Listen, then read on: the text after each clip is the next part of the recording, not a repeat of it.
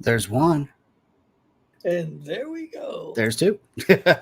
How's it going, everybody? A little early. Happy New Year. We've got like another day left, I suppose, but we just wanted to round out the year with a special show. That's right. Got Jerry here for a change. I mean, I don't get him very often anymore. Right. Hey, 2 weeks in a row we're jamming. Right. Definitely not a single shot here. Yeah. What you got? That is Jameson Black Barrel. Nice. What up, Big D in the house? The way. Yes. So tonight's show can be basic, pretty simple. I just started drinking, so I think I can form a sentence. Unlike the last show, I feel like towards the end of there, I couldn't put two words together without tripping over one of them. So it was kind of crazy. Yeah, we got Mr. Helmer on the show tonight too. What's going on, Jason? I think Jerry and I talked before the show a little bit. We've just kind of queued up a handful of photos, some of our favorites from 2021. This dumpster fire of a year, just like 2020. Dude, it seems like I haven't shot a lot this year. I know I shot a lot, but I know I haven't compared to the last couple of years, and I don't fully understand why I haven't. I just haven't. Right. And I don't have a clue why. Maybe my sweetheart Shelly knows. Maybe you know why I haven't shot much this year. I just don't know. I mean, I've traveled a bit. You're too busy chasing that goddamn truck down. Yeah, that's probably it. Hey, Mr. Edelman. What's going on, Joe? Good to have you on here tonight. Joe. Yeah, I did spend a fair amount of time lusting after that truck. And then once I got it, I've been modifying that, adding things to it and all that. Actually, I think my truck might be one of my favorite photos from this year. There's a lot behind that story, but if you know me and are friends with me online in any capacity, you've heard me whine and complain and then celebrate once I finally got it. But it's now my new adventure wagon. I never really had a car that I felt like was going to be beneficial to my photography, if that makes sense. This one, I think will take me places I might not have gone otherwise. How about that? Maybe, yeah. I mean, you did have a Ford F-150. I mean, not too many places you can't go in that. Yeah. It's a city slickers vehicle, I think. Yeah, it's been a minute, Joe. We're doing good. We're doing really good. I hope you're doing good as well. It's been a wild couple of years for everybody, but it looks like from what I see online, everybody's kind of finding their way, through all of this and finding ways to make their photography still work. I know it had to be murder for everybody that makes a living from event shooting and for sure. Yeah, because it didn't change much for me. No, it didn't at all. Hey, what's going on, Jeff? Not much here. We are managing here on I was going to say the East Coast, but the Midwest, so it's a little bit earlier in the day for you out west there, bud. Right. But hopefully everything's going good for you as well. But like I said, tonight, I think I just want to talk about some of my highlights from 2021. And as far as photography goes, some of my lowlights, some of my less than great moments, maybe, I suppose. And you got a few new cameras this year. Yeah, I think I did get a couple this year, actually. Yeah, it's been a interesting year in photography for me, for sure.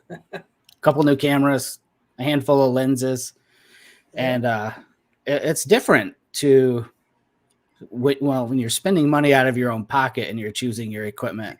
The process becomes a little more scrutinized. You pay a little bit more attention to make sure you get what makes sense for you, and you're not so extravagant with everything that you have, I suppose. Being sponsored for so many years and being lucky enough to have equipment provided like all of the time was cool. It was a blessing and a curse at the same time. You get like a handful of gear that you love and it's kind of like your go-to, but then when Olympus would reach out and say, hey, new product coming out, and you got to put in work. Yeah. Yes. Then you have to find a way to work it into what you do, whether you care for that focal length or whatever or not, and listen to me. It wasn't hard. It wasn't like horrible. It was a great, horrible situation to be in, but it is a lot different when you're shelling out your own cash for gear. So, Right. But it didn't slow me down this year, obviously. And like I said, or like you said, I went through a couple of pieces of gear and added to my set. I didn't really buy anything this year, man. I bought that little cheap ass Fuji camera, but yeah. Well, other than that, that's pretty much it.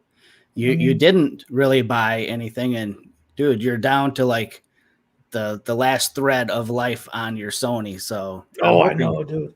I'm hoping 2022 is a year you get a new camera. Yeah, well, I've been waiting on the one that just came out, so I'll be pulling the trigger on that in the next month or so. Yeah, no, those are, I think, stateside now. I think they've made it here in the U.S. Well, the pre-order said they were going to release them December 30th, but I saw some people here got them earlier. So yeah. So Dwayne, no, I have not tried the Olympus 20 1.4. It's, now that I'm buying my gear, it's not one of those lenses I think that I would buy. 20 mil? Yeah. It's kind of a weird focal length. The 1.4 is nice. But is it 40? Yeah, it'd be 40 Quiv. Yep. Yeah. It's kind of like an in-between focal length. Yeah, I would probably rather have the 17 or the 12 over a 20. Yeah. For sure. I don't know the price point on that 20 millimeter 1.4. I'm sure it's obviously less than the 17 one too, but I'd just save and get the 17.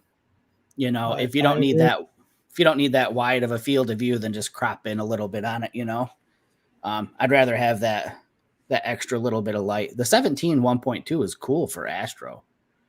I don't think it got enough attention or traction. Right. I don't know why Seth is instant messaging me, and apparently you guys can't hear it on your end, thank God. But Seth, I'm doing a show. Stop bugging. So Dwayne says it's $800. Yeah, quite a bit less than the 1.2s, but not compelling. Not compelling to me. No. I mean, I suppose it's probably killer on the pen. That might be a use case for it, but yeah. Yeah, you still don't choose that over a 17 mil though, man. No, I wouldn't. I'm curious what the thought process was in deciding we're going to make a 20 millimeter. Because everyone else is making them. See, again, I'm so new to full frame that I don't really know who makes like a 20 millimeter or a 40 millimeter on full frame. Like, is that a thing? I'm assuming it's a thing. Canon has one. I know Canon has one. Okay. Yeah, it's just an odd focal length for me. It wouldn't work for me. Right. Yeah. I don't. If somebody wants to give me one, yeah, I'll shoot with it. But right. For a minute, just to put it through its paces, and then it'll probably sit on a shelf, unfortunately. But no, if you do get that, Dwayne, I'd be curious to know what you think of it. I'd like to see some sample shots from it. Right. I mean, I'm sure it's a great lens. I mean, Joe says 40 is the new 50. Hey, you sound like an old guy like me talking. Oh, wait, no, that would be backwards, actually. I would say 50 is the new 40. I'm just trying to decrease my age here a little bit. I suppose it probably comes down to marketing. Everybody's got a 50. Everybody's got like an 85. You start getting into those, then it's like, let's start filling in gaps between 50 and 85. I mean, I really don't know the thought process behind it. I'm curious though. So Dwayne says he loves the 40 in between 35, which he hates, and wider than 50. Well, there you go. Then it was made for you. I mean, I think somebody said, Dwayne needs something in between these two focal lengths. So let's make it for him. Hey, Steve from Schoolcraft, Michigan. Hey, we got some Michigan people in the house aside from Jason and Shelly and me and Jerry. And we've got somebody else also. We're gonna bring another person on the show tonight. Another Michigander, John Thomas. He's sitting in the green room. I think that's what they say in Hollywood, sitting in the green room. And I don't know if you've got audio, Jerry, because I can't hear anything at all. There we go. Okay. Just wanted to make sure, because it was like super quiet on your end. Yeah, my lips are moving and you can't hear anything. Well, Usually I can hear you chewing gum or something or smacking. I your made sure I lips. took that out of my mouth today, sir. That's okay. Ooh, that was a hot one. So yeah, anyways. So Dwayne thinks that yes, that lens was made specifically for him, and I agree. So let's talk about some highlights, Jerry. What were some key moments or standout moments for you in 2021? Dig deep. Work. That's about it. Work. No. I said photography. Unless you're going to There talk is about no photography for 2020. I didn't really. I mean, I got one picture that I shot earlier when a Dollar General caught on fire down the street. Yeah, that was at the beginning of the year, dude. Wasn't that last winter or this winter? No, it was early in the year. Yeah. When the guy burnt the store down because they told him he had to wear a mask in there. Oh, that's why. Yeah, he went outside and set the building on fire. Wow, I didn't know that. I just saw your photos. I didn't know that there was that kind of. I chased a few fires this year. There was an apartment building that caught on fire down the street. Yeah. And other than that, like I said, I picked up the Fuji and just ran around and did some street stuff with that. I got an image or two, I think, from that I'm going to show tonight. So the trip to Sugarloaf was fun. That was cool. I did that 2 or 3 times this year. That's the last opportunity for it too. Right. It's probably gone now. Yeah. So Jerry's talking about Sugarloaf. It's a ski resort in northern Michigan that's been abandoned for what? A couple decades? Yeah, since the 80s, I think. Well, geez, longer than a couple decades. Which is now they're tearing that down. They're going to redevelop there. So are they going to put another ski resort there? I doubt it. Who knows? I don't think so. Probably a weed store. Things are going up everywhere. I got about 10 of them on our street. Let me see what else. I did the trip around Lake Michigan. Yeah, I've never done that one. That was fun but disappointing at the same time for the fact no lighthouses on that side of the state you can walk up to. Really? They're all out in the water? Yep. Wisconsin just did it all wrong. Oh yeah, they're ass backwards over there. I'm going around Wisconsin next time I go to Minneapolis. Right. There you go. Yeah, it's weird as hell. Like the piers they're split. So you walk out and then it starts over here. And then I'm thinking so boats can get through would be my guess. Yeah. But yeah, that was weird to me. No, it's good to know. I won't waste my time on lighthouses in Wisconsin then. Right. And then we did a trip to the UP. You didn't go on that one, did you? No, I didn't. Yeah. We stayed at that janky campground. Oh. Where the dude was building I don't know what the hell he was building. It was like a silo that looked like a lighthouse. And they brought it there from some facility they was tearing down, and he just set it on the ground and I was like, here, you guys can camp right under it. What? Until the early night, I'm like, oh, this shit don't fall over and crush us, man. What a weird setup. Oh, it was weird. That was the weirdest place I've ever seen. It was kind of cool, but it was weird at the same time. I'm still kind of going. I'm thinking about something here. So just went and seen the new Spider-Man. I'm not going to give spoilers. Don't worry. But like, I can always remember from like the earlier Spider-Man movies, the guy that runs the newspaper, Jameson. Yep. I'm drinking Jameson. He would always say, it's kind of coincidental, that Spider-Man's here and Peter Parker always gets the photos. They're like same place, same time. There's like all these random fires in Muskegon and Jerry just happens to be there taking photos too. Right. Just saying. Take care, Jeff. Hey, Mike Hedge made it in. Mike has had a wild year for weather in Illinois. Looks like it's been pretty crazy.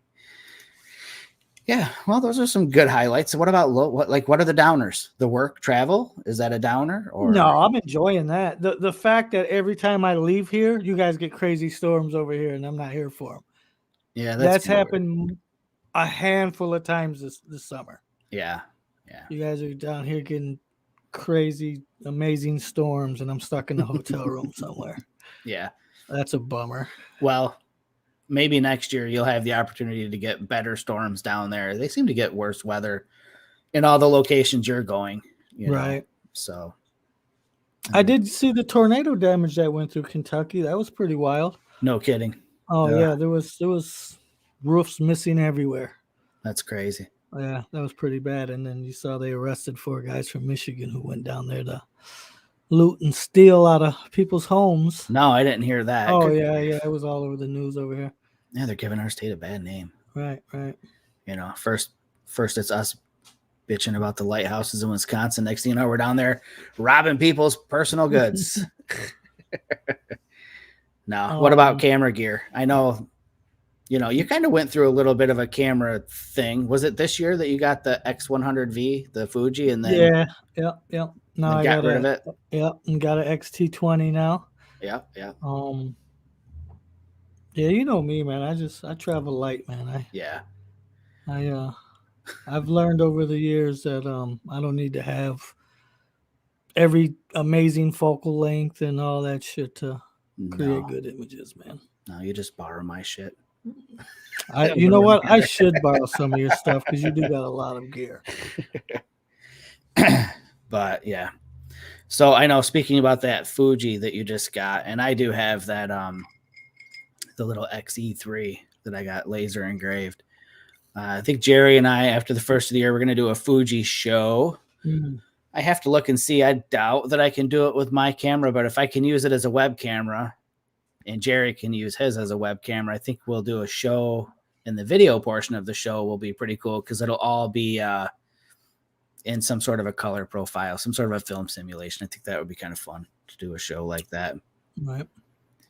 So Dwayne says he's got gas and drooling over the XE4. Well, I tell you what, the XE3 has been a fun camera, and I know that the XE4 is obviously better because it's one number larger. But actually, I think it's got image stabilization built in, which would be a nice thing because mine does not. So I have to hold really still when I use it. And you'll have other color profiles or film simulations to use as well.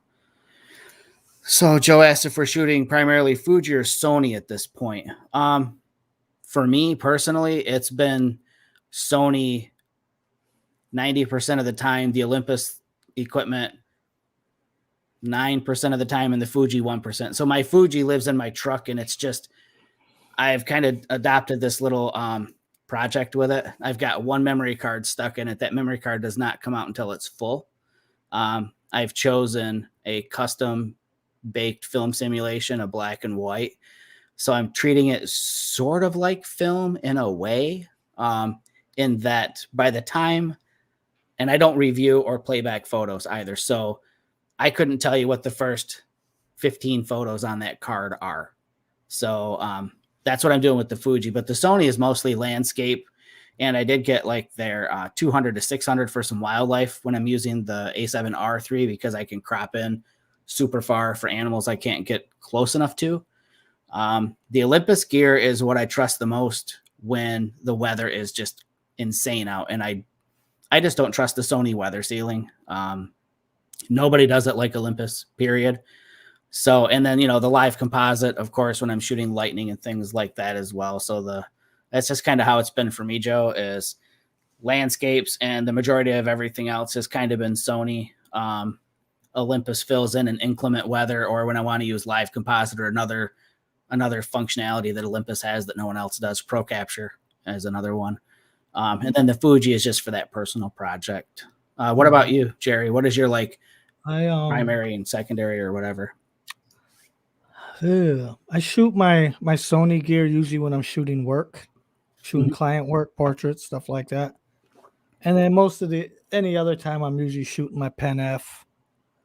And I've been playing with that XT20 a little bit, but yeah, when I'm shooting client stuff, I'm definitely shooting my Sony gear, and then for fun, I'm shooting my Pen F. And gotcha. Fuji. So Joe asks, which Sony body? You don't need to go to the gym with the lens.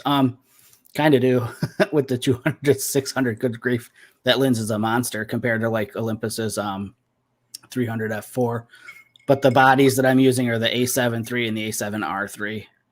And I know Jerry's got A7R2. Mm-hmm. Yep. Yeah. I'll be picking up the A7 IV pretty soon. Yep. Like I said, the A7R3 was I don't want to say it was an impulse purchase, but I was really curious what high megapixel images look like, because having grown up on strictly Olympus Micro Four Thirds, starting off with, well, like a 12 megapixel E500 back in the day, way back in the day with the DSLRs, but and then moving up to like the EM1X, I was just curious what like double the megapixel count would end up, what it would look like, what it would be like. And having like I said, the ability to crop in for some of these wildlife photos comes in really handy, especially with like the birds and things like that. And some of the larger animals like deer. I've got some photos I shared a few weeks back of deer that I shot. And man, I mean, you can just get right in. You can crop in so far. You can crop in like 100%. Oh, it's crazy. Yeah, it's nuts. And crazy. Still have a ton of detail and still have a rather large image. So that's just kind of what I've been doing with the R. It still does handle crazy good in low light. I mean, probably as good as the A7 III, pretty close to it. And, and again, the A7 III, that's just my all around go-to. I've got like a ton of leeway in the dynamic range there between shadows and highlights, and the it's high definitely ISO a different ball game in post, man. For sure. Oh, yeah. It really is. It's kind of shocking. Hey Tammy, good to see you on here. It's been a long time. Happy New Year. Yeah, that's one of the things I was blown away by, was being able to go out and shoot like Milky Way and things like that. Or I mean, hell, I leave my camera. The Sonys I leave on auto ISO, and I have the ISO capped at 12,800, but I've manually bypassed it and gone up to like 25,600 or something like that a handful of times. And honestly, I think like the 12,800 ISO images are just, I don't even put them in post to clean up the noise. They're so good. If you expose right, they're great. Right. So been pretty impressed with it. It's, like I said, I keep telling this buddy of mine, Jason Gaddy, that they're just different tools. It's not that they're better or worse than anything else. They're just a different tool for a different job. So I like to have a big old toolbox is what I'm trying to do. So a couple of the highlights, I think, for me for this year, I'll start off with the good, and then I'll just sprinkle in the bad at the end. I think the goods for me, I did two things that I've never done before that were amazing. Actually, ironically enough, both of them with Mark Miller. The first one was Mark and I took off to Kansas on like the craziest whirlwind weekend trip to chase storms in the plains. I've been dreaming of doing that forever, and was just paying attention to the weather patterns and forecasts, and saw that there was a potential for some pretty wild weather. So I rented a car and swung over and picked up Mark, and we drove and ended up in western Kansas near Hays, Kansas, just really an hour and a half, 2 hours from Colorado, and just chased this storm system that was there. It was so exciting. It was like, it's fun to storm chase here. You get all this energy, and you're looking at radar apps, and you're just flying down roads and trying to find shortcuts to get to stuff so that you can get to a point where you can see the storm. Out there, it was perfectly flat for like a million miles in every direction, it felt like.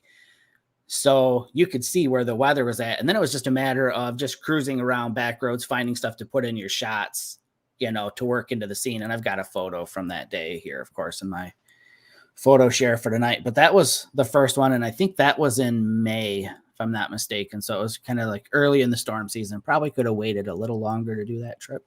Probably will next year, go a little bit later in the storm season.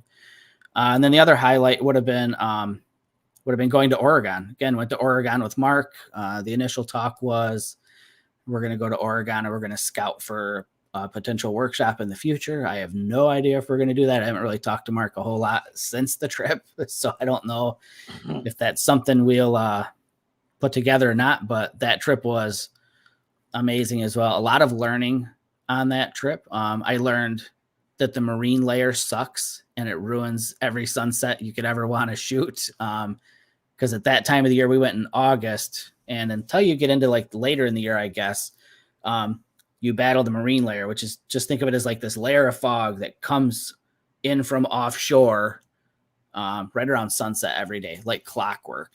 So it masks out a lot of the sunsets. We had a little bit of luck with some good light a couple of times. But for the most part, it was like really overcast, foggy, a little drizzly, but gorgeous. The scenery and the landscape, the coast in Oregon is just, it doesn't make sense. And it's funny because it wasn't my first pick for a trip. Like I keep wanting to go to New Mexico, and Mark has been wanting to go to Oregon forever. So I caved and said, yep, let's do it. Let's go to Oregon. So we went there for about, I think, 5 days, and it was pretty cool. I think low lights for me this year have just been the lack of getting out, and I really don't know what it is. It's not that I don't want to shoot. It's just I'm finding trouble for the first time in my photography life. I'm having trouble being inspired. Like what I used to like to go shoot here is saturated. So it's the west side of the state. That's the downside of being friends with so many people that live on the west side of the state that shoot it like every day. And that's like all I see on my Facebook feed is lighthouse, lighthouse, lighthouse, lighthouse, lighthouse, lakeshore, lighthouse. And it's like, so it kind of makes me not as excited to go shoot it, even though I know it's fun and I'll enjoy it and I'll make something different than what everybody else makes. It's just, it takes a little bit of the excitement out of it for me, I think. So the inspiration to go there has been gone. And yeah, I tell you what, man, you travel a bit, making that trip to chase the storms, making the trip to Oregon, it kind of makes you resent where you live a little bit as far as photography goes. I need to find a way to erase that. So I'm hoping in 2022, I can get past this little, whatever it is, this funk that I'm in for living in Michigan and shooting here, and find something exciting to get me out. So, well, good. So I don't know if, I'm assuming Tammy's saying when she says same here, as far as like the being in a funk this last year, and Dwayne, same thing. I really think that COVID has mentally wrecked to a degree, like everybody, the crap we see on the news, like all the time, the restrictions, the travel limitations, the fear of, should I be around here? Should I not be around here? Are people going to look at me because I'm not wearing a mask? Are people going to look at me because I'm wearing a mask? It's like, I think all those things just sit in the back of your head and just kind of steal some of the joy out of life. I don't know. Maybe I'm looking too deep at this, but I really think that it's because of COVID. And I think you guys got to find more shit to shoot. I don't know. What do you mean by that? More shit? Like different genres of stuff. I mean, you know what I mean? But I never get bored of shooting. I mean, I mean, you're going to see tonight. I shoot everything. Yeah. But I don't want to shoot something that doesn't interest me just so that I can say I'm pushing the button. Like every time I go shoot, it's with intention. It's not that I just have to shoot just to make a picture. You know what I mean? Like every time I go shoot, it's. So let me ask you a question. When you ride down the street, do you see photographs? I used to a lot more, but I do. So I do if I take off and do like these country drives, like I like to do. Like I can do that. So what about driving to work or driving to lunch? I've been driving the same drive for 30 years.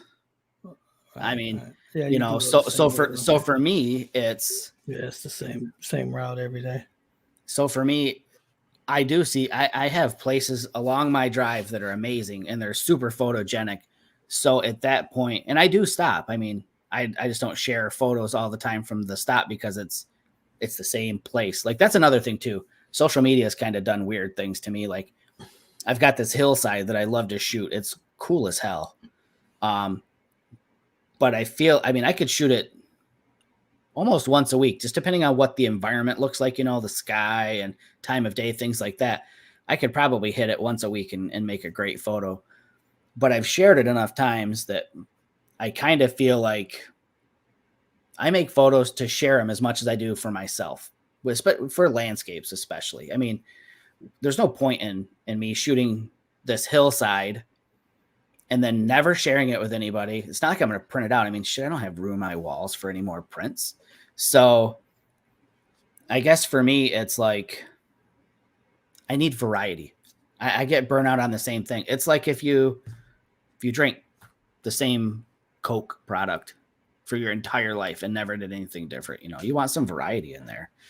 And so if my drive to work just doesn't work for that unless right. Well, that's conditions understandable are for right. sure. So have you ever, because I do this a lot, I'll drive to a certain part of town, I'll park my car and get out and walk. Yeah.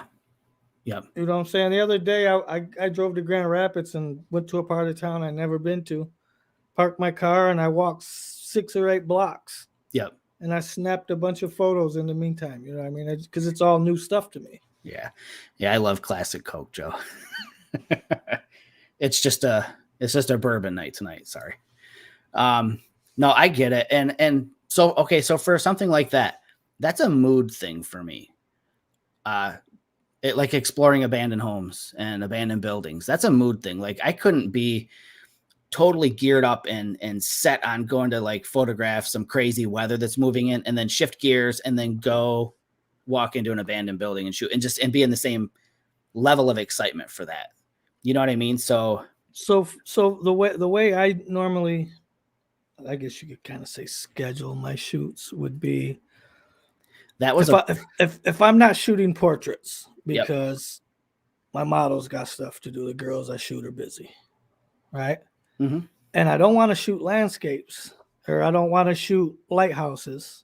I'm going to shoot downtown. Yep. Or I'm going to shoot night stuff. Yep. You know what I mean? What's the motivator for that? For just to be out shooting? Oh, because because you're inspired to. Because I love taking photos. Yep. You know, I go out with the intention I'm gonna find something tonight. Yep.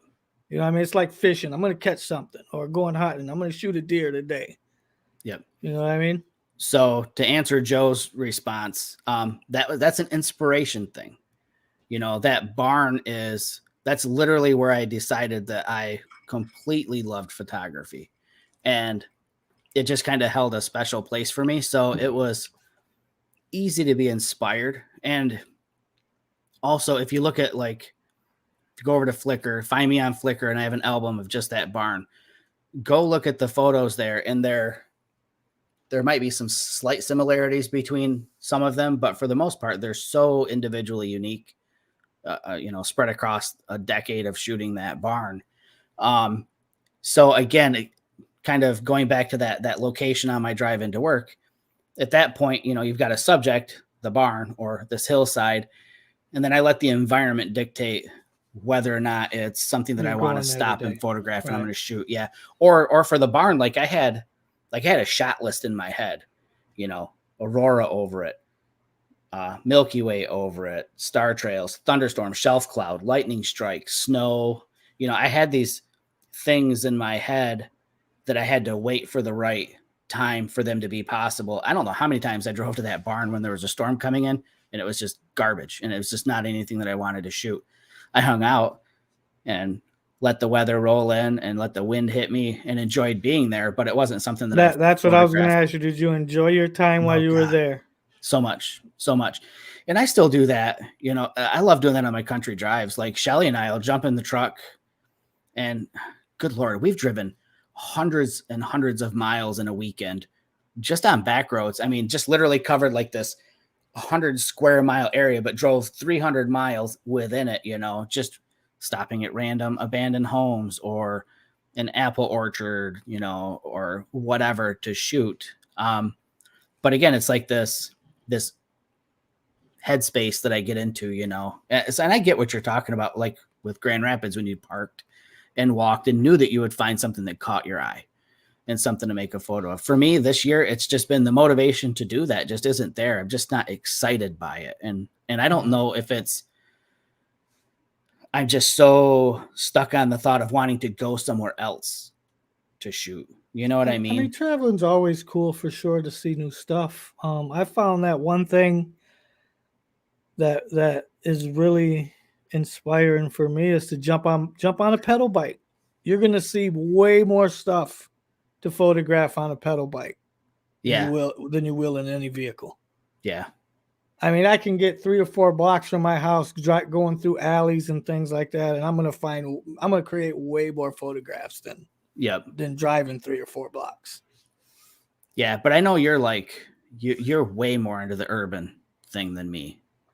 So that makes a ton of sense. Like getting on a bike or getting on your motorcycle and cruising the streets is a lot easier. I get that, but like I don't know, I like to get out into the countryside and explore that way. I'm not trying to pedal 300 miles in a weekend.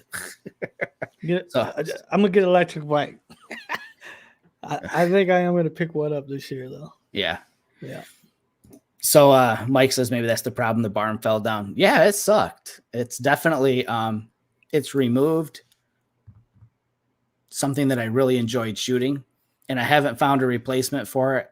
And I'm not going to look for like another barn or anything quite like that. And yeah, maybe it is. Maybe that's part of it. I don't have this like low-hanging fruit, this easy thing that I can go do. Not to say that shooting it was easy all the time, but it was definitely convenient. It was close to home, things like that. Well, yeah, that's always nice. Yeah, I really enjoy that, that I had something like 7 miles from my house, just a quick car ride.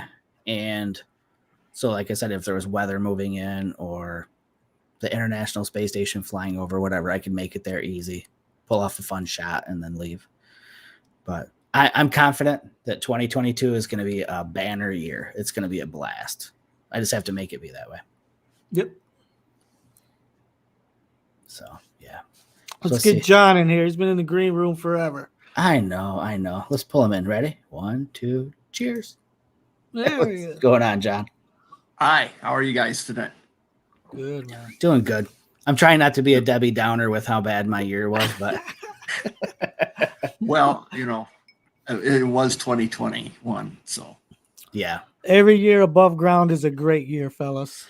No arguing there. I really can't. So here's another bike rider in the house. So Vic says he rides bike for miles on trails and found a rekindled love for nature and wildlife. Amen. There you go. For sure. I should get my bike out. I've got an amazing bike. I'm telling you. I didn't ride it at all this year. We gotta get where's Mike? We need Mike in here. I didn't even see Dwayne's comment. I should have gotten some barn wood, made a frame from it. I might have. And I might have taken one of the lightning rods that was on the roof that was not bent, a perfectly beautiful 4.5 foot tall copper lightning rod. Maybe. Actually, I do have some stuff, so I just have to get around to having frames made. So Tammy says she wants to get on her kayak this year. Heck yeah, that's fun. I've done that. Drug my Sony gear out there on that kayak. That's a lot of fun, for sure. So what do you say, Jerry? You want to share a couple photos? Let's do it. You or me? What's the hotkey? The hotkey is Jerry's too slow. Oh, you got me. So I think these go in kind of a chronological order for me. And these are just a handful of I like that. Of ones that I really enjoyed shooting this year. And, this was really early in the year. Obviously, there's hyacinths growing there. Those are like some of the first, flowers that come up in the spring, sort of. And this was, again, one of those country drives. And the reason I love these country drives is that at least where I live, I don't have to drive far to get in the country, and I don't have to drive far to find roads I haven't been on before. What the heck is that? I don't know. That must be John. He's probably got the police. You're driving down the road. Are you on Walter White's meth lab RV driving down the road? The train just went by. My backyard is the train. You live above the subway? There you go. You need to be out there doing some photographs of them trains, man. Or are you the one graffitiing on all of them? Yeah, right. So so this photo was this was my first hand at working on focus stacking in with the Sony camera. So it's with the A7 III, and the Tamron 17 to 28. Or no, I'm sorry, I take that back. The Samyang 14 millimeter 2.8. And kind of fun. This really isn't that far from my house, but it was a road I had never been down before, at least not to this end of it. It's a dirt road. And it was funny because I pulled up, I had my tripod out and camera down low, and this lady comes riding up on a side-by-side with a very stern look on her face and asked me what was going on. And I told her what I do, why I'm doing it. Told her I was fascinated with the house and the hyacinths out in front, that it tells a story that somebody lived here and somebody cared about the property before enough to plant and beautify the yard. And now it's just falling into disrepair. Turns out it was her husband's mother's home, and they lived next door to it. And she just wanted to make sure I wasn't breaking into steel. But I showed her the back of the camera. Man, that's the trick. Show people the back of the camera and be nice and smile. And then she invited me to walk around the property if I wanted to. But I told her, I said, oh, this is the photo I wanted, so I'm good here. But yeah, focus stacked Sony A7 III 14 mil f2.8. Not wide open at 2.8. It was probably at like 5.6 or something like that. Oh, and bracketed. So a lot of photos went into this. 9 photos, I think, to make this. Let me make sure I'm highlighting the right window here so I can click through. So Joe Edelman, if you're still here, this is an EM1X photo. You cannot beat live composite for this stuff. This was one of those things, I think, where Jerry was maybe not around when the storm rolled in, but I was talking to Jason Helmer that night when this came in. And again, one of the cool things I just love about using live composite on the OMDs is that I started this photo at sunset, which you can see on the far right. And I think it took about 20 minutes for the storm to actually get close enough to where we were getting bolts that were showing up, large in the frame. So I think, if I'm not mistaken, this live composite ran for about 30 minutes, most of which was sunset. And I had 3 or 4 different strikes. The 2 big ones, the 2 prominent ones were, one right after the other. But that one that comes towards the viewer in that frame was the one that made me decide it was time to pack up the tripod and hit the road and go a little bit further south. And I ended up shooting more that night once it got darker. But this one, again, was one of those things where I've been to this location so many times to shoot like Astro and these wind turbines.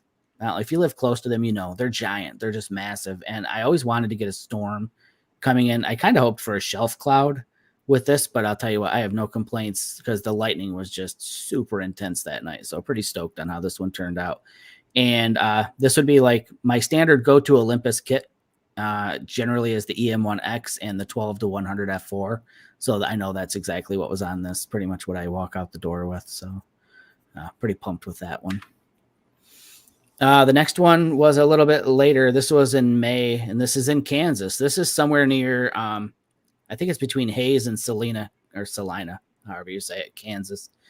Again, just driving back roads, chasing these storms as they were developing and moving. I love the roads in Kansas. There's a couple of different kinds of roads. There's 3 that we observed there. There are these white chalky roads, and then there are standard dirt roads, and then there are just paved roads.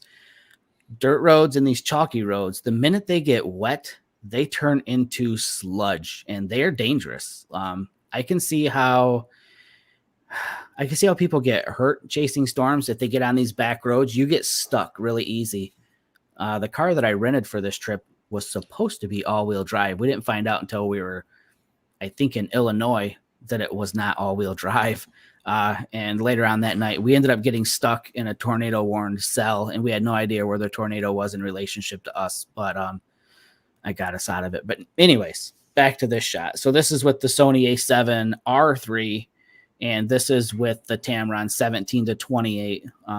Single exposure, so no bracketing on this. I love that I could get a full breadth of dynamic range. I've got a couple of blown out spots, in these Mammatus clouds up here in the left of center, and then up here top right of center. But aside from that, for a single shot right out of the camera, super pumped with it. The lighting and everything during these storms was just I've never seen anything like it. It was funny. One of the first stops we made, we jumped out and I'm taking pictures and Mark's like, oh my God, this light is amazing. He's like taking pictures of me. And we ended up doing like a fashion shoot of each other. Like, cause just the light was so good that day. And just a lot of fun and a life memory for me for sure going out to do that. And I cannot wait to do it again next year. It was just astounding. And then the next one is from, again, the Oregon trip with Mark. And this is just a random stop along the coast. We were at Thor's Well. I think this evening we were at Thor's Well, and you can see just how overcast and cloudy and everything it is. So we weren't getting the shots we wanted there at Thor's Well. So we started to head back to our hotel, and we just knew we'd be stopping randomly along the drive because Oregon is one of those states where you can literally pull over every 2 or 3 minutes and find beauty everywhere. But this spot really caught my eye because of this gorgeous house sitting on this hill overlooking these sea stacks, and just had to shoot it. So I just ran down this with the Sony A7 III, and this is the Tamron 28-75. Single exposure, I'll tell you what, folks, if you like landscapes, make your way to Oregon. It is just so gorgeous there. And then another shot. This is from Bandon Beach. If you've seen photos of the Oregon coast, you've seen photos here at Bandon Beach. And this was sunset, obviously. And we were leaving. We were pretty much done. Mark's camera had almost completely died on him by this point. Again, me not trusting the Sony weather sealing. Mark's camera got a little wet and then completely flaked out on him for like 2 days. But as we were heading back, I turned around and noticed this girl. I don't know if she was taking a selfie or if she was FaceTiming with somebody, but I think she was like the last person on the beach. And this puddle that's, reflected in the foreground there really isn't as big as it looks. It's kind of small, maybe like 8 feet wide or something like that. You're looking across here. So I just got down, didn't have my camera on the tripod anymore at this point. So I just handheld it, threw it in portrait orientation, basically had the edge of the camera almost sitting in the water. And then this is shot with the Tamron 28-75, somewhere in between the 28 and 75. I'm not sure where, but just enough to give me this composition here, just as the sun is about ready to kind of collapse behind the sea stacks there. One of my favorites from this year for sure. And then the last one, I think this is the last one. So this is what I was talking about earlier. I waited 15 months to get this truck. I pre-ordered it last July and didn't get it until October of this year. So now it's my new adventure wagon. This is going to be my photo buggy, I guess you could say. And yeah, it's kind of my new muse. It's the new barn. So for those asking about the barn, this is the new barn. Sony A7 III, Tamron 17-28, single shot, no bracketing. I love the dynamic range that this camera gives. It's stupid. And it's so sharp and clean. And this isn't like a low ISO either. I don't think. Let me see if I can pull up the inspector. Here, how about just a keyboard shortcut?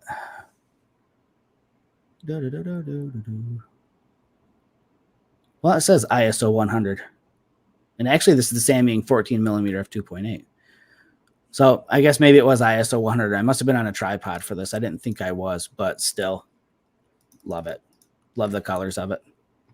And that's all I got to share, I'm pretty sure. Yep. Nice. That's it. I will say those are some cool headlights for a Ford, man. They are iconic headlights. You know what you're looking at when they're coming down the road. There's nothing like it. Oh, shit. All right, here we go. Let me get mine up here. Uh-oh. To infinity and beyond. Uh-oh. Here we go. All right, here we go.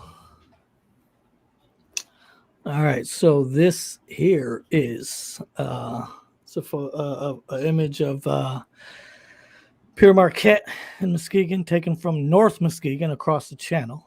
And this is one of those focus stacking images where I bet I've probably rack focus manually 8 or 9 times.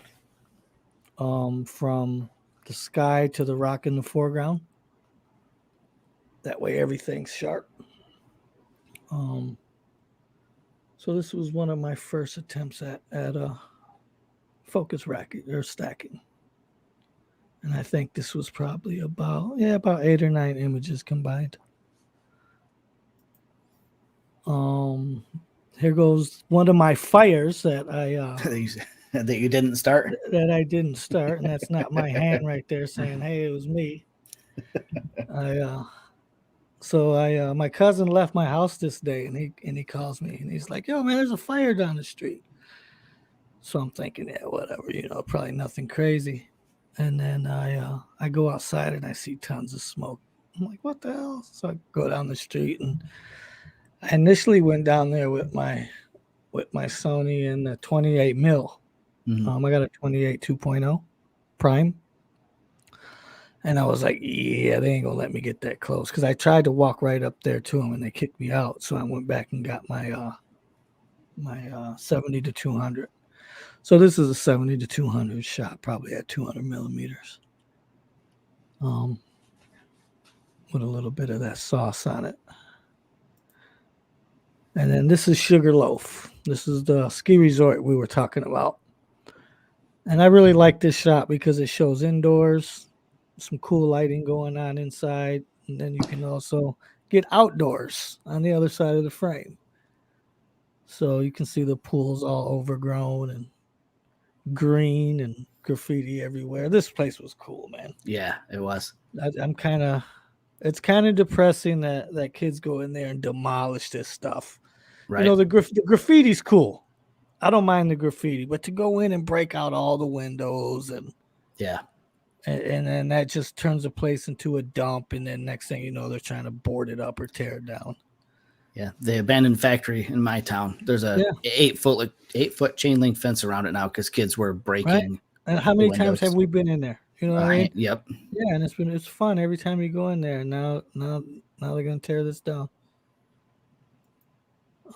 Here's a shot of Jess. I think this is Pen F. Cool. This is just, she wanted some quick pictures with her and her dog, so I was like, all right, let's go downtown. Where's her dog? She's got those pictures. I don't got those. And this is just one of those things where I'm like, you know what? I'm not bringing any lights. I got my Pen F with my 17 mil on it, and we get what we get. That's such a good combo. Right. And then, so I saw the pink wall, and she was wearing the pink Playboy shirt, so I made her post up right there. And there's actually a catwalk above her, so it casted a little bit of shadow down. And cool. I'm like, yo, it is what it is. It's more like fashion photography, if anything, And then here's your typical orange ball in the sky sunset. This is Charlevoix, Michigan. This is actually one of my favorite places to shoot. It's a 4.5 hour drive to get up there. Yeah, it is. But from your house. Right. Add another 2 for me. Right. So then we were walking up the boardwalk right here, and I was like, all right, I saw the light hitting the side of the lighthouse, and that was definitely not the night I was there with you. That's a much better sky. Oh yeah, for sure. And then and that's what that is, just a sunset shot. And then this is just one of those shots where I get out and I walk through the neighborhood, and like that car is completely out of place. Yeah. You know what I mean? Yep. There's decay all around it, and the car looks nice and clean. So I had to stop and get that shot of that. Yeah. And like, this is the stuff right here that I'm talking about, man. Like I really enjoy this type of stuff, because you're never gonna see this again. You know what I mean? Unless he parked in the same exact place. Yep. And nobody moves any of those bikes, or they don't get that hoop out of there. You know what I mean? It is what it is. This happens one time. Documentary. Yep. Mm-hmm. And I enjoy that type of stuff. So super cool. And I think that is it for me. Nice. So to answer Joe, I'm assuming he's talking to me because I was running my mouth about Tamron so extensively. I did look at Sigma. I like the size of the Tamron lenses. I mean, come on. I came from Olympus, man. I'm used to a compact kit.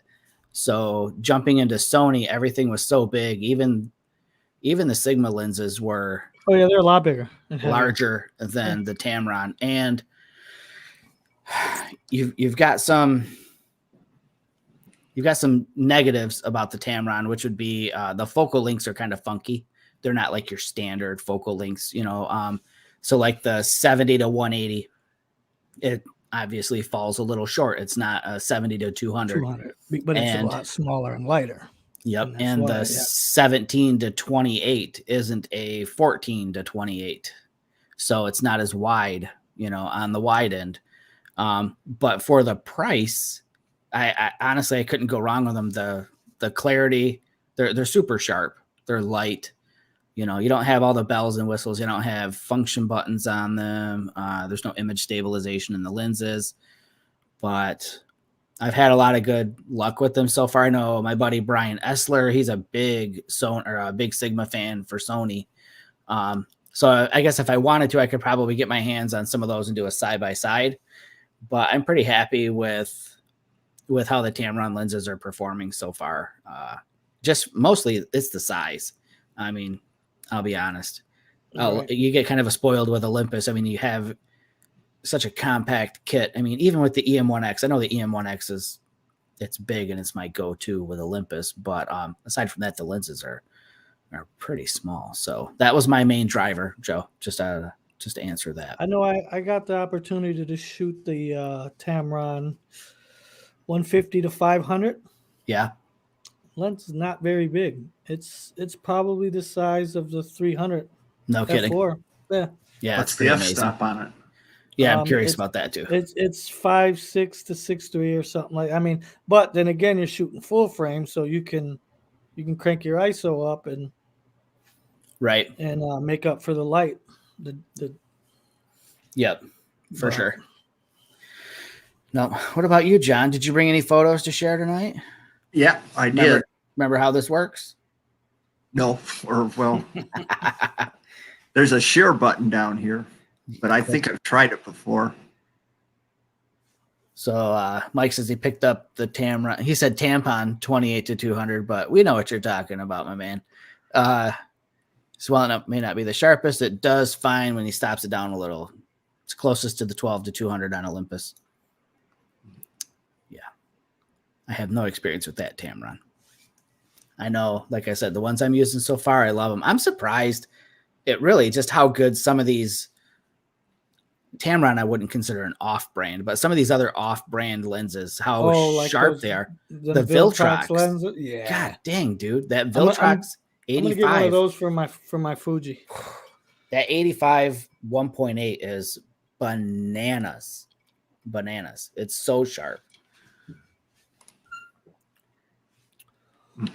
Let's start putting some pressure on John. We'll play. Okay, so if I click the share button and click share screen. Yep. Well, what's the shortcut?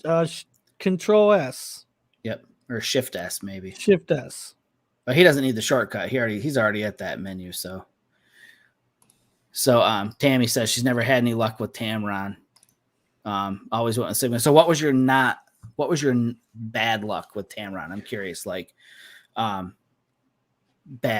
poor focus, like back or front focusing. Well, Tamron always was the last in the bunch until recently. I mean, that's kind of been known. I will admit, out of the box, always a little better than Tamron until they released that 28 to 75. That's a whole new series of lenses. Out of the box, the 17 to 28, like I was having bad focus with that. And so I took a handful of shots right when I first got it. And nothing was sharp. Like everything was just a little off. I didn't understand it. So I did a firmware update and that fixed it for me. So not as sharp and slower focusing. Yeah. So far I've been pretty lucky with focus speeds. I don't use my Tamrons for anything like wildlife or anything fast moving. I haven't yet. maybe just people walking would be about the fastest subject I've shot with those. The 200 to 600 on the Sonys, that seems to focus really quick and really good. I've been pretty floored with that. I haven't shot a ton with it yet, unfortunately.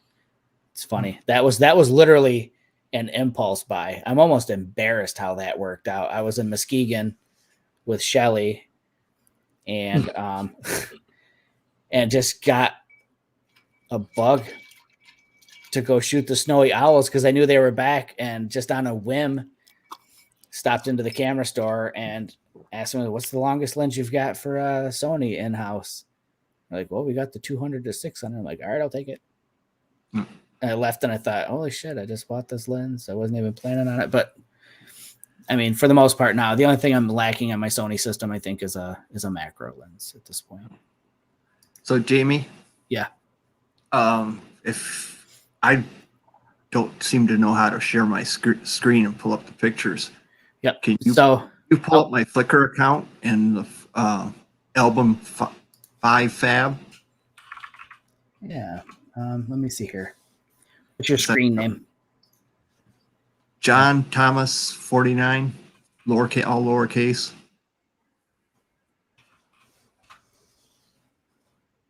For a space between John and Thomas? No. John Thomas 49. There we go. I just knew it'd be. And what album is it again? I'm sorry. 5 Faves. 5 Faves. All right, here we go. Boom. And then you want me to screen share? Sure. All righty. Let's do this. And then you just tell me when you want me to Advance. Switch. Yep. Okay. All righty. All right. So this is obviously the Quamanon Falls. This is from a trip up north we took this fall. This is from that lore. One you got to take about 133 steps. Yeah. And then you got to go up and down and up and down. So this is with the 40 by 150 Pro with an 8-stop and a polarizer filter on it. And it's about a 20-second exposure. And it was kind of cloudy that day, but the sun popped out for just as I pressed the shutter for this one. Nice. Was this the second week of October? Yeah, your colors are perfect, dude. Jeez. It's so hard to time that up there. Yep. Yeah. So the next one. This is the local ice cream shop. Nice. I like that, John. Yep. This was with the 17 1.8. We just popped in there for a quick ice cream, and it was kind of late at night. Cass sat down, and I was looking at all those primary colors, and I was like, so. That's a cool photo, man. Kathy's a woman after my own heart. She's eating ice cream. I like how the arrow's sitting right there. Nope, I love this one. This is a banger. This is really cool. Thank you. Okay, so this one is taking a ride in the country, chasing the sunset.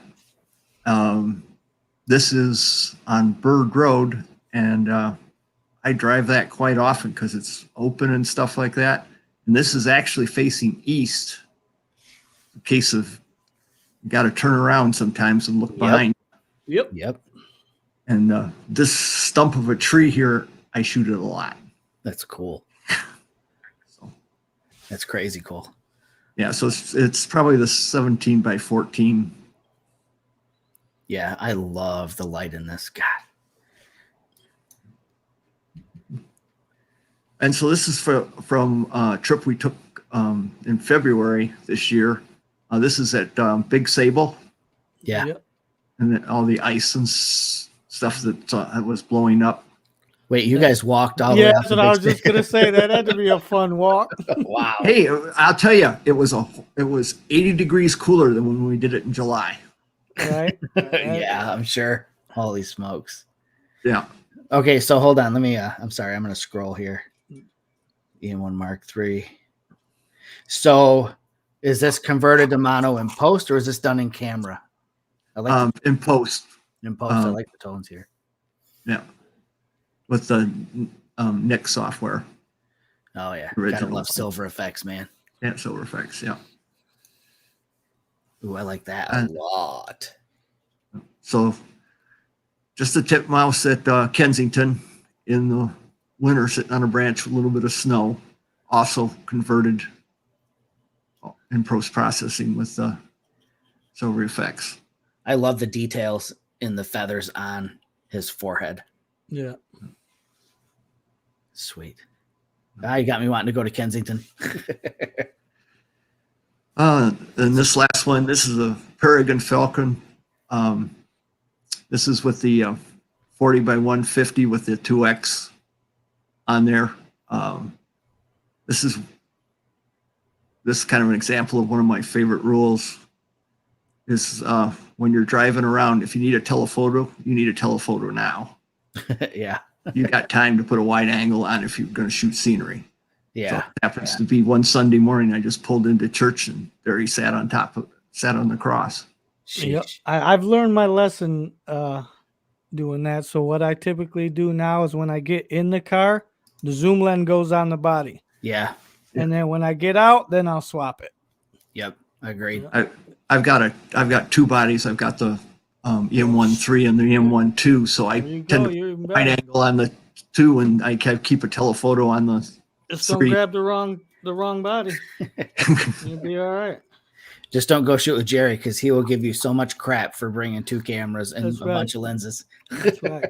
But what are you doing with all that stuff, man? Right. Jerry be like, I just need the 17 1.8 and a pen F. Yeah. I'm good. I'll climb the pole. For sure. I'm sure that Peregrine would have loved that. Right. I Man. would have took my eyeball out. Yeah. So it's crazy. Like I was up at Kensington Kensington. You got me thinking about Kensington now. I need to go back. I was at the wastewater in Muskegon looking for the snowies. I don't know. It was like probably 3 weeks ago now, but I got to see a peregrine falcon snatch a shoveler duck out of the water. Yeah. Holy Really? smokes. Yeah, it was amazing. I've got shots of him flying away with it, but I watched him circle in front of me once and I thought, what the heck is going on? So reaching back to get the camera, and peregrine falcon, just FYI, that's the fastest animal on the planet. Like when they dive, they can dive like in excess of 120 miles an hour or something like that. But I barely had time to turn, grab the camera off the passenger seat. And as soon as I brought it up, I could hear the smack of him hitting that duck and then just taking off. I'm like, holy crap, I missed that. But I was at least pumped to be able to see it, but still it was cool. It was just amazing to see that. Peregrine falcons or something else. We were at the wastewater 2 days ago. I saw one owl and 2 falcons out there. Jeez. Yeah. And now there's golden eagle out there. Really? Oh, wow. Yeah. I've never seen a golden eagle, so that'd be kind of a cool thing to see as well. So, All right, there you go, everybody. Sunday, wastewater. right. Maybe I'll try to make it up there Sunday. Come on, John. No. I don't know if I can make it all the way to wastewater Sunday. I'm going to Kensington tomorrow morning, though. Are you? Yeah. Yeah. I think I'm 3D printing stuff. On all his 3D printers now. Right. Yeah. That's funny. So when are you gonna start printing some new filter holders? Actually, I've downloaded a file for a filter holder for my 14 millimeter Samyang so that I can use, but I'm going to have to buy new filters. I'm going to have to get some like 150, was it 150 Ooh. square, I think, to use them. Wow. Yeah, they're big. I mean, it's 14 mil on full frame. That aspect ratio He'll be on full snatching frame is people's wide. car windows out that are tinted. That's about what I'm going to look like. I'm going to be like this with this big giant piece of glass in front of me. Gonna look yeah. like those old-fashioned view cameras. Right. Yeah, it's nuts. backwards. But yeah, so I plan on printing out stuff for cameras though, for sure. But so far I've just been printing out accessory parts for my 3D printer. So I'm pretty pumped with it. It's a fun hobby. Hopefully it doesn't replace photography. I don't think it will. No, but anyways. All right. So I think that's about it, you guys. It's been about an hour on the show. I think it's been a good, fun one. I hope everybody has a safe and happy new year. And I'm curious what everybody's going to do to make 2022 a better year in photography. I know for me, more country drives for sure. And I have to make it out west one more time for storm chasing. So that's that would be cool. In the Badlands. There you go. I'm in on that one. Yeah, it's gonna be a caravan. I've had like 3 or 4 people be like, I want to go too. So I know Shelly and I were planning on going. Mark wants to go. You want to go. You have to get one of those 10-passenger vans again. Right. Yeah. I've done workshops that way, so it works. All right, you guys. Well, until the next show, we'll see you guys in 2022. Take care. Thanks for tuning in. Thanks for all the questions, comments on the show. It's always fun when it's so interactive. You guys take care and be safe. Peace. Good night. Happy New Year. That's what I wanted. I wanted everybody else to say good night too. So that works out good. All right. Take care.